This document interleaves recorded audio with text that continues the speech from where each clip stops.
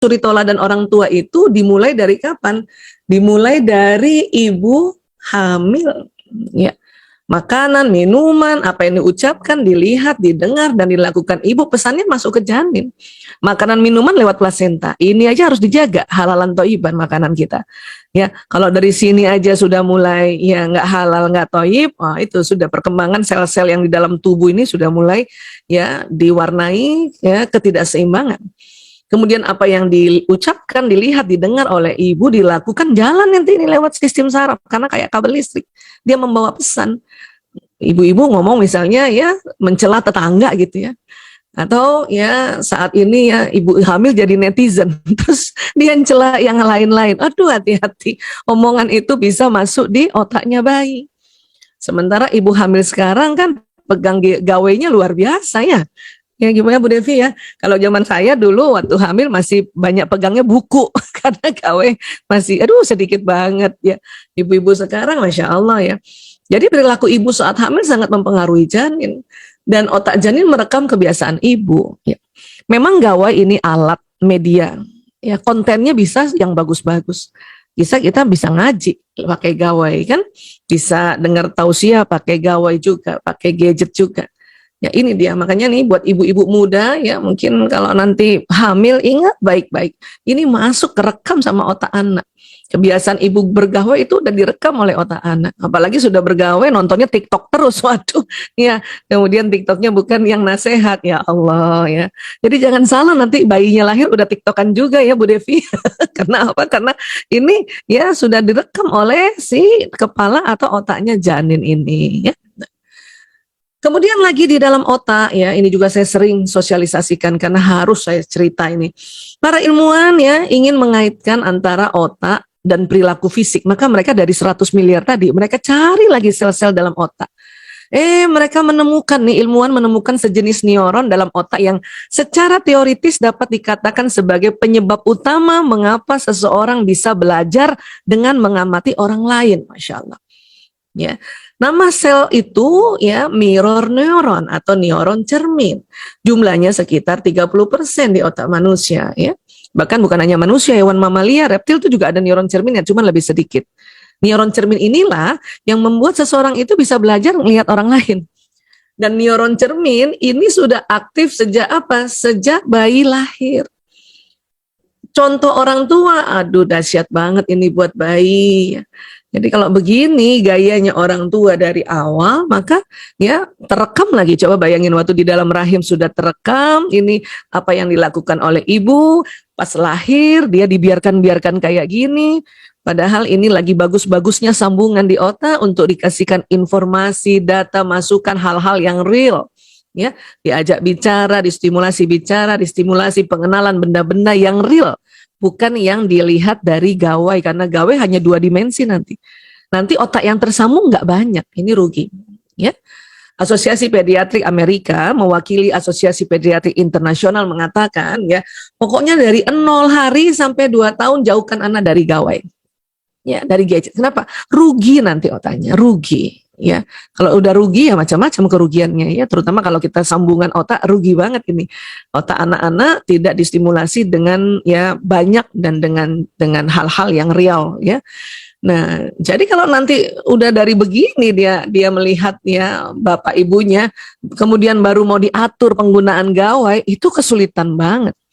Ya, kesulitan banget ini, ya. Nah, kemudian ya 2 tahun sampai ke 5 tahun ya kata para ahli pediatri, ahli dokter anak ini di Amerika itu hanya boleh sekitar 30 menit sampai 1 jam ya. Hanya memang kejadian yang tanpa diduga dan sebagainya, semua peraturan itu terbongkar. Maka ya para ilmuwan juga masih mentolerir karena mungkin anak-anak PAUD umur 3 tahun sudah mulai sekolah ya, karena belum bisa datang ke sekolahan maka pakai daring. Nah, waktu daring itu nggak mungkin 1 jam ya, minimal 2 jam. PAUD itu berapa sih? 3 jam. TKA, TKB. Ya, belum lagi nanti sudah kebiasaan-kebiasaan dari kecilnya sudah pakai gawai. Ya, sudah. Otak yang di sini, yang isinya tadi di antara neuron ini ada neuron cermin ya, atau kemudian tersambung neuron-neuron yang lain. Nah, ini dia. Mereka tambah merasa bahwa oh ya, belajarnya tentu ya itu tadi menggunakan gawai, walaupun memang ini eranya gitu. Ya. Ini nggak mudah kalau udah umur-umur 2 sampai 5 tahun, kalau dari sebelumnya sudah tidak diatur sedemikian rupa, ini memang jadi kerjaan yang penuh tantangan ini. Ya, walaupun nggak usah saklek-saklek amat, karena memang otak manusia juga Allah atur sedemikian rupa, ya Allah ciptakan sedemikian rupa, tahan terhadap era sebetulnya. Hanya itu tadi, ya kontennya yang sangat perlu diperhatikan. Ya, tentu kalau kita gunakan gawai, kasihlah cerita-cerita anak yang tentang kisah para nabi, para rasul, itulah coba. Dan anak-anak sebetulnya yang dia inginkan itu orang tuanya mendampinginya.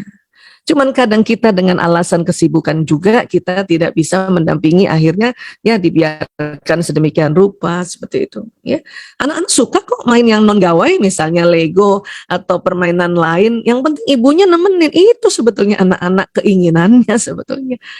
Ya, jadi kita perlu tahu ini bahwa konten yang perlu kita cari tetap ya, kalau medianya gawai ya mau apa boleh buat, karena memang sekarang buku disedikitkan, kertas disedikitkan untuk mengurangi penebangan pohon itu juga.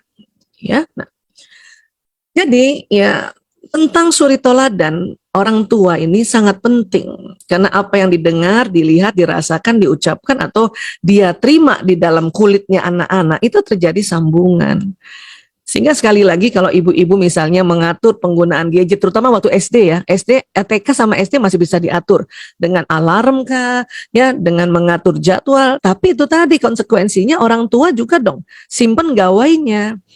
Karena mereka ini kan otaknya belum tersambung seperti kita tentang hikmah, tentang ya apa kejelekan bahayanya, belum lagi sampai ke situ. Yang dia lihat pokoknya saya dikumpul gawainya, ya kan? Ibu saya kok nggak dikumpul, ya bapak saya kok nggak dikumpul gitu. Ya, jadi perlu dikumpul juga. Makanya kalau ada yang hal-hal yang darurat itu pakai telepon rumah, atau mungkin ada disepakati ini telepon untuk di rumah, kalau ada darurat orang teleponnya ke sini. Nah itu boleh gitu. Jadi bentuknya bentuk HP yang bukan dipegang terus gitu. Ya, kami aja ada tuh HP yang memang untuk rumah. Jadi semua isi rumah kalau penting banget ya, dia nggak pakai menchatting lewat ya WA dan sebagainya, telepon ke situ gitu. Karena ini yang diharapkan oleh anak-anak, ya. Nah, tentu kita juga ya kita ingat ya Rasulullah SAW juga ajarkan ilmu sesuai dengan kondisi pengetahuan anak dan apa yang mereka sukai. Ya. Jadi Rasulullah SAW bersabda, katakanlah kepada manusia sesuai dengan apa yang mereka ketahui dan sukai. Anak sekarang yang mereka ketahui adalah menggunakan media gawai, dan itu juga dia sukai gitu. Jadi memang kita diminta juga fleksibel sebetulnya, ya. Serta tinggalkanlah apa yang tidak mereka ketahui dan tidak mereka sukai. Ini sekarang kan bukan zaman batu atau tulang dan sebagainya kan, tapi memang zamannya digital. Mereka taunya itu dan suka itu. Nah, jadi tetap harus ada kebijaksanaan, tapi pendampingan itu yang paling penting. Ya, karena kalau kita menyampaikan tentang apa yang Allah mau, apa yang Rasulullah sampaikan ya, atau Rasulullah kasih contoh, tapi menggunakan teknik-teknik lama ya, metode parenting lama, nanti mereka ya akan mendustai Allah dan Rasulnya. Maka Nabi juga bilang, apakah kamu ingin Allah dan Rasulnya didustakan? Ya, jadi sekali lagi memang ini ada kebijaksanaan yang luar biasa ya. Karena memang gawai itu sendiri juga ya keuntungannya juga banyak, apalagi kayak kita gini kan bisa dari rumah ya Allah ya. Untuk itu tahu juga lah gaya belajar di era digital. Satu, memang menyukai format audiovisual, makanya seperti apa yang disukai memang format audiovisual ya. Kemudian bergantung pada teknologi. Anak sekarang mati lampu setengah jam aja udah kebakaran jenggot ya. Kalau kita yang generasi 60-an nih yang masih suka baca buku ya, mati lampu ya udah ambil buku baca kan gitu ya. Nah, ya memang beginilah. Kemudian mau contoh yang konkret supaya mudah memahami. Makanya contoh konkret itu paling sering dalam bentuk audiovisual. Ya. Ingat, mereka juga kritis saat berpendapat. Karena banyak ibu-ibu yang marahnya gini, saya udah kasih tahu anak saya, dia masih jawab. Ya pasti anak sekarang pasti jawab lah. Ya. Dan menurut hemat kami, daripada dia pendam, tidak dia utarakan ide, tidak utarakan apa yang dia ya rasakan, pikirkan, ya itu lebih baik dia utarakan daripada disimpan-simpan. Ya, salah satu anak-anak yang penyimpangan kena narkoba dan sebagainya itu karena nggak boleh ngomong, nggak boleh ngejawab pada saat ibunya memberitahu sesuatu, nggak boleh ngejawab. kita harusnya boleh menjawab hanya diajarkan cara yang ma'ruf, yang baik dan pantas. Jadi saya selalu pegang itu ajaran bapak mertua saya tuh Dr. Sismadi, benar, baik dan pantas. Ya. Kemudian mereka senang guru atau tutor yang bersahabat. Apa sih bersahabat? Ya, bersahabat itu intinya sebenarnya mau mendengarkan curhatannya dia, itu bersahabat namanya. Ya, kemudian ya gemar berinovasi, memang gaya belajar era digital ini pula harus kita tahu supaya kita nggak selalu menyerang anak kita. Ini nggak cuma anak kita, orang seluruh dunia kok gini gaya belajarnya. Ya, nah, kemudian yang saya mau sampaikan ini ya melengkapi tadi dari Ibu Devi ya bahwa kita hati-hati bicara. Saya mau bilang dari sisi ilmu holistik manusia. Tadi kan sistem saraf kayak kabel listrik ya. Apa yang diucapkan jalan direkam di otak, jalan juga di badan, ya. Dan terekam di sel-sel tubuh, hati-hati ya. Terekamnya di mana Bu Aisyah ini loh, ada namanya mitokondria. Dan uniknya ini Allahu Akbar ya, mitokondria yang Allah ciptakan pada tubuh manusia itu menghasilkan energi untuk badan seluler dan juga ternyata menghasilkan gelombang. Makanya ada istilah badan bioplasmik. Ya, gelombang ini keluar lewat pembuluh meridian yang di bawah kulit. Ini ada bulatan-bulatan jumlahnya 360 yang senantiasa berputar ke kiri, bertawaf dia. Ya. Jadi artinya apa? Tubuh manusia ini gawai alam semesta yang Allah ciptakan. Karena selama ini kan kita ya pegang gawai karena kemampuan apa? Gelombang ini. Bahkan gawai pertama yang ditemukan atau telepon seluler pertama ditemukan tuh tahun 73 oleh anak buahnya Motorola namanya Martin Cooper. Itu belajar dari tubuh manusia. Ya, zaman dulu banget dia belum pinter bikin ya antenanya dikeluar dari gadget, dari badan gadget itu. Manusia Allah sudah ciptakan antenanya nggak keluar dari badannya, nggak bertanduk, nggak. Dia di bawah kulit disimpannya, Masya Allah. Ya. Jadi pada saat kalau dikatakan manusia adalah magnet dan setiap detil peristiwa yang dialaminya datang atas daya tarik undangannya sendiri ya, itu dahsyatnya apa? Ya, gelombang tadi dari tubuh kita selain dia memancar, dia menarik. Makanya disebut gelombang elektromagnetik. Ya. Kenapa emang tubuh manusia ada magnet? Bahasa iya, karena yang jalan di pembuluh darah itu ada zat besi, mineral, air, ya mengalir deras. Karena darah nggak pernah berhenti, jalan terus, maka ada istilahnya membentuk polarisasi. Nah, yang membuat jadi magnet yang mana Bu Aisyah? Itu tadi zat besi sama air. Jadi besi di tubuh kita yang dari makanan ya, terutama sayur-sayuran atau pokoknya makanan yang ada zat besinya. Karena berputar terus dia membentuk magnet. Sehingga ya kemudian magnet yang terbentuk itu ya dan kemudian kerjasama dengan gelombang yang keluar dari titik-titik ini dan titik-titik itu dia bekerjanya berputar terus ya memang kadang putarannya lambat, kadang putarannya ya slow, kadang stuck ini putaran ya, makanya perlu diputar ulang. Caranya putar ulang itulah ya dalam Islam, 1 berwudu, 2 sholat, 3 ya bersedekah. Ya, baik sedekah yang wajib maupun sedekah yang sukarela, ya saum, itu untuk memutarkan gelombang ini, memutarkan pembuluh meridian ini. Untuk apa sih Bu Aisyah ini? Inilah nanti gelombang ini yang membawa pesan doa, pesan niat, pesan prasangka. Ya, ini yang bawa. Sehingga tubuh kita itu memancar kayak gini. Memang nggak kelihatan, karena kalau kelihatan ribet, ngeselin. Belum lagi bersaing dengan gelombang yang buatannya manusia tuh. Ya, provider ini berpancar dia, Allahu Akbar. Ya. Nah, ilmu ini biasanya kita sebut fisika kuantum. Ini fenomena alam yang berkaitan dengan energi, sangat erat kaitannya dengan fisika kuantum.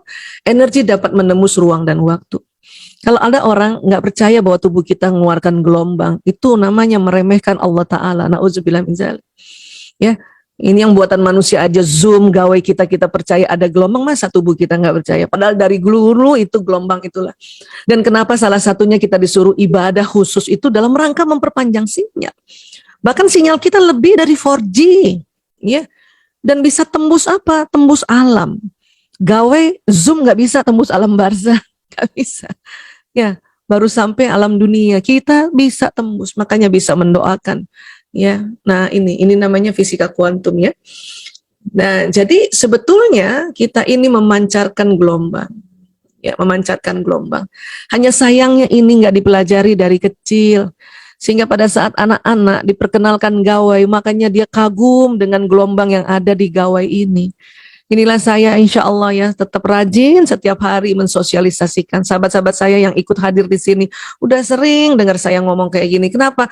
Karena ini nggak ada di pelajaran sekolah. Sayang banget. Ya. Sehingga apa? Sehingga harusnya anak-anak ya kalau nanti gawai buatan manusia tertinggal nggak usah takut. Dia punya sinyal. Ya. Hanya karena sinyal ini tidak diarahkan, ya artinya tidak diperkuat dengan kita ya ibadah dan kemudian mencoba mendrive ini memang harus didrive. Cara mendrive-nya itu tadi. Kalau kita mau dialog sama seseorang, kita sebut namanya dan kemudian membayangkan orang yang supaya ini sinyal ini pergi ke situ gitu. Dan buat ibu-ibu nggak usah terlalu takut juga di ya era sekarang, perkuatlah doa ini kan gitu. Ya. Dan yang saya mau bilang adalah hati-hati netizen. Karena apa yang diucapkan lewat benaknya, apa yang diucapkan lewat mulutnya, apa yang diucapkan lewat tulisan, ya memang terbroadcast ke orang yang kita kirim. Tapi hati-hati, ini ada magnet, maka bisa ditarik omongannya. Ya, tadi Bu Devi kasih contoh ya, teman-teman di Indonesia netizen menghina orang karena kecantikannya ya, karena ya dijelek-jelekin lah. Hati-hati itu netizen bisa tambah jelek tuh. Ya, entah gimana itu nanti ketarik itu. Apalagi kalau tadi yang dihina adalah ciptaan Allah. Oh, itu ketarik, hati-hati. Ya, yang penting yang diberikan ya komen jelek ya itu tidak terikut-ikut ngasih komen jelek lagi karena nanti tarik-tarikan nanti. Langsung istighfar, nauzubillah min zalik. Tameng itu. Ya. Ini saya kasih agak lama ya, kasih lihat ya. Pusing Bu Aisyah, iya makanya kenapa tubuh kita Allah nggak usah lihat. Jangan lihat, nggak usah lihat. Pusing kamu kalau lihat. Ini aja cuma ilustrasi kita pusing udah lebih 3 menit. Ya. Jadi sekali lagi kata Allah dalam surat Az-Zariyat ayat 23. Bismillahirrahmanirrahim. Fa warabbis sama'i wal ard innahu lahaq mithla ma annakum tantikun. Maka demi Tuhan langit dan bumi, sungguh apa yang dijanjikan itu pasti terjadi seperti apa yang kamu ucapkan. Allahu Akbar. Ucapkan di benak, ucapkan di mulut, ucapkan di tulisan. Termasuk kita juga terhadap anak. Ya, makanya tadi dilarang melabel. Ya, selamatkan dulu yang di dalam rumah kita. Mungkin kita nggak bisa selamatkan bangsa semuanya, tapi itu tadi dengan mau menyelamatkan bangsa, selamatkan dulu anak-anak di rumah kita ini. Untuk jaga omongan. Dan tetap bersyukur aja, apapun bersyukur. Karena ini ada tarikan soalnya. Ya. Jadi pada saat kita bersyukur, terbroadcast syukur kita ini, maka apa yang ditarik nanti adalah nikmat tambahan lagi. Ya udah ya Allah, alhamdulillah anakku pakai gawe jadi bisa belajar dari jarak jauh. Udah syukur yang gitu-gitu. Ya Allah, anakku sudah bisa dikasih tahu bahwa mainnya bisa diatur, alhamdulillah. Ya Allah, anakku senang main sama aku ya Allah, karena aku ajak main gadget ya, tidak lama-lama ya, terus saya juga bisa simpan gadget saya dan saya ajak dia main Lego, alhamdulillah. Itu nikmat nanti datang ya. Tapi kalau kita kufur nikmat ya, kita celah semuanya, sudah kemudahan-kemudahan, hati-hati ini azab yang datang. Hati-hati karena ini ada tarikannya. Ya, terakhir kita tutup dari surat Ibrahim ayat 7. Bismillahirrahmanirrahim.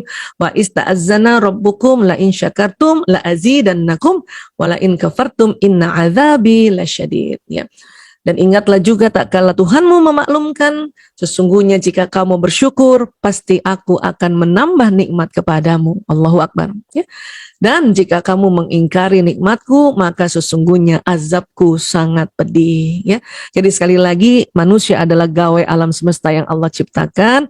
Maka ya perbanyak sampaikan hal ini juga. Ya, walaupun nanti kita menyampaikan positif negatifnya dalam bentuk logika, analisa. Tapi buat saya pribadi, anak-anak saya sendiri, waktu saya ceritakan tentang gawe diri, maka dia langsung lebih ngerti gitu. Karena anak sekarang lebih mempercayai gelombang gitu ya.